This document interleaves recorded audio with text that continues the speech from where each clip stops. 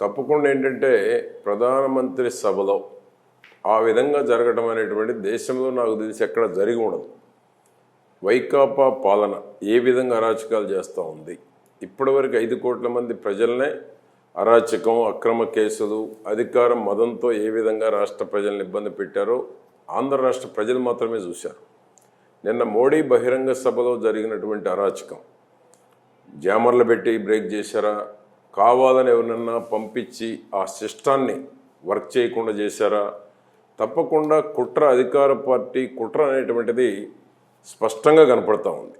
అందుకనే నేను తెలుగుదేశం పార్టీ నుంచి కూడా ఎలక్షన్ కమిషన్కి, కేంద్ర హోంశాఖకు కూడా లేఖలు రాయటం జరిగింది. దీని వెనక కుట్ర ఉంది. అధికార పార్టీ చంద్రబాబు నాయుడు గారికి చెడ్డ పేరు తీసుకొచ్చేటువంటి దానికి, సభ ఫెయిల్ అయిందనేటువంటి తీసుకురావడం కోసం జరిగినటువంటి కుట్ర.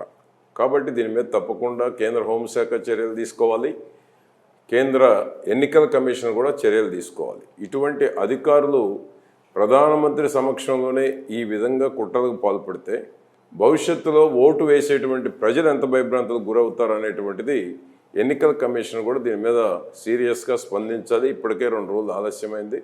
ఇప్పుడైనా వెంటనే స్పందిస్తే ఆంధ్ర రాష్ట్రంలో ఓటర్లకి ఒక భరోసా ఎన్నికల కమిషన్ ఇచ్చినట్లు అవుతుంది.